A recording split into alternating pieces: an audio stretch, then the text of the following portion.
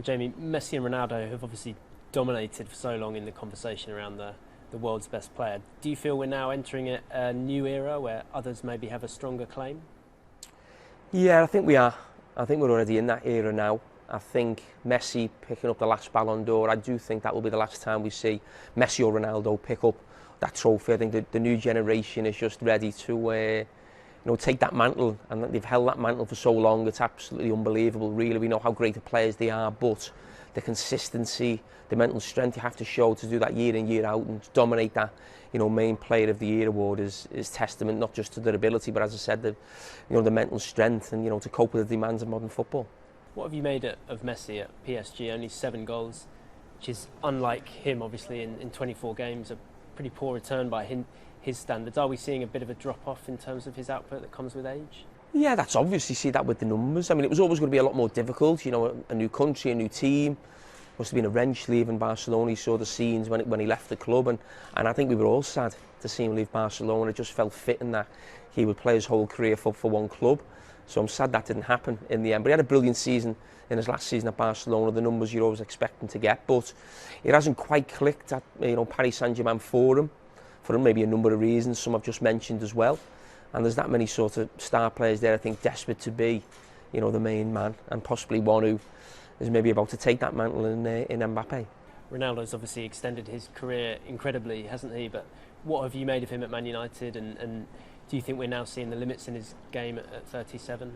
I think he's done well. I mean, to play at that level for Manchester United at 37 is unbelievable. But we're judging him against the Ronaldo before. That's unfortunately the way it is for these guys who've dominated for so long. But yeah, I mean, listen, I wasn't convinced it was a great signing for Manchester United and it was going to take them any closer to the title or any big trophies, really.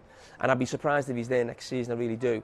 But for him as an individual, or for anyone at 37 to still be playing for one of the biggest clubs in world football is an achievement in itself.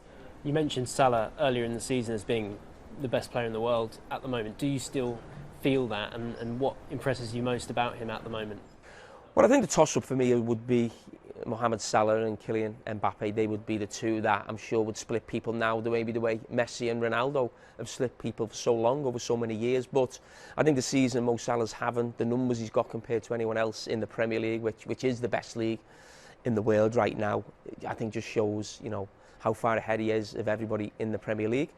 And Mbappe, we see that obviously the French league is a level down, but you know what he's doing in the Champions League, his performance against Real Madrid in the first leg just tells you how special this guy is. World Cup winner already, and just be interesting to see where he's playing his football next season. Is he someone, do you think, who could dominate football in the way that Messi and Ronaldo have, Mbappe? What do you think? I think it's going to be very difficult for anybody to dominate the way Ronaldo and Messi have done for so long. That's not because these players don't have the ability, it's just that there may be someone else coming along in 4 or 5 years who takes their mantle. There's always great players coming, and for Ronaldo and Messi to held off that competition for so long just shows how far ahead they were of everybody else. But there's no doubt right now, Mbappe, Salah, obviously Haaland, Lewandowski, these type of players, these are the top players right now. But you think if we go back to the way it was before Messi and Ronaldo, where maybe every 4 or 5 years there was a new player on the scene who became the best player in the world. Hopefully we'll go back to that. On Erling Haaland, you mentioned there, do you think it's too early to talk about him as being one of the best in the world, or do you already see him as producing performances of that level? No, I don't think it's too early. I think he's there or thereabouts. I think it's, there's always competition between him and Mbappe and Lewandowski, Salah now in terms of numbers of goals, and that's what we seem to judge the best player on the world in now, in terms of, goals scored, assists made. And it's all about numbers. When I was a lot younger, it wasn't so much about the numbers, it was more about the play, I would say. And it was never normally a goal scorer was the best player in the world, it was always the playmaker. I think of, Platini when I was a youngster, as a kid. Mateus as a centre midfielder in 1990.